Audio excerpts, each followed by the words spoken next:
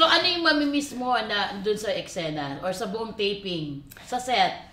Susundan ko si Kuya Epi dun sa sinasabi niya na yung isang eksena, ito yung ang sarap ma-miss, yung bukod sa pagkain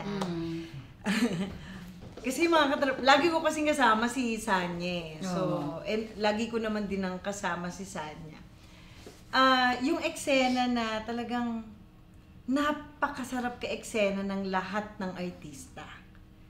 Kasi walang artista sa Pulang Araw na dumating na hindi ready. Wow. Kahit talents, lahat, lalo na sa Comfort Women. Oo. Kasi, bakit? Tumangat. Ready magpaano? Hindi ready mag-eksena. Okay. I mean, kabisado yung lines. Kabisado. Alam kung ano yung gagawin. Kasi, lalo na sa amin, yung mga Comfort Women scenes, may isang araw na masaya yung vibe. So, siguro nagbibiroan kami, bumibitaw kami nila Ate Isay. So, ramdam na ramdam sa grupo namin na tumatawa kami after ng cut. So, ngayon naramdaman namin si Direk Leslie na lagi niyang kaming sinasabihan na galing to sa ganito, ginanto kayo na ganito, ngayon papatayin kayo pag hindi kayo na ganyan. So, sabi ko, okay, nawawala kami, wait. So, kailangan naming ibaba lahat ng energy namin na nakakawala. Kasi minsan gusto mong maramdaman na dito sa location na to, lalo na yun sa table, kung saan ko binitawan yung adobong baboy. Yung part na yun, mabigat na talaga siya yung location na yun. Kasi doon kami lagi ginagahasa So, sa amin, parang try natin, nag-aanga naman. Pero hindi talaga siya po pwede.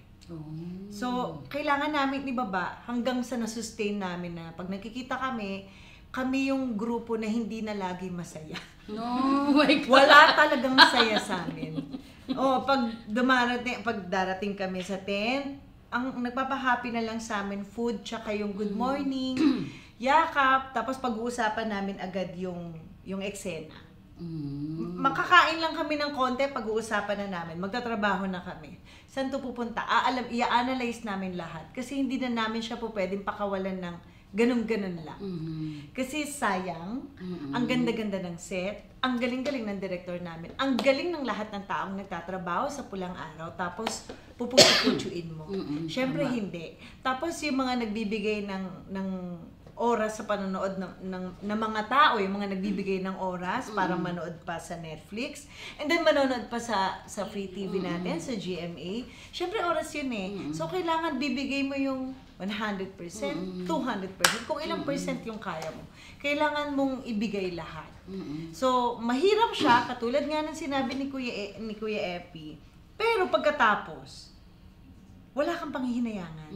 Na uuwi ka ng bahay na, shucks, nagawa ka siya. Sarap. Pero bago ko mahubad si Amalia, inaabot ako ng 2 araw. 2 to 3 days. Medyo mabigat kasi yung karakter ni Amalia. Hindi ko siya, Kaya minsan nakikiusap ako sa production ng Pulang Araw na kunan nyo na po to. Kunan nyo na to kasi gusto ko na tong bitawan, tong part na to. Kasi kapag, lalo na sa EP namin, si Micheline, alam niya yan. Nakikiusap po sa kanya na please kunan nyo na po to. Kasi ang hirap-hirap talaga nito. Kung gagahasain ako ng ilan dito, paghahasaan nyo na po ako para tapos na po. Wow. Kung may gantong eksena na mas mabigat, gawin nyo na po para tapos na. Kasi bibit-bitin ko siya sa bahay ng matagal. May anak ako doon. So, alam mo yung aura mo na ang baba-baba ng pakiramdam. So, paano yung transition mo kung 2 days yun? Ano ba, ginawa mo yung buong eksena na matindi, tapos pag-uwi mo. Unti-unti akong kumakapit as nanay. Mabilis sa akin yung as nanay ni Shiloh. Hindi nanay ni Luisa sa Pulang. Kasi medyo nakakonect kasi si Rochelle kay Amalia pagdating sa totoong buhay. Kasi ako lang yata yung si Amalia lang yata yung Diyos ko, kinuha ko na yung interview. Oo, sige, may natutunan kami. Kinuha ko na kasi yung si Amalia. Pwede ko kayo dyan. May chessboard kayo dyan. Uy, baka may mag-ano ka na dyan, ha? Kaya na, sige, gano'n na nga. Tapos na.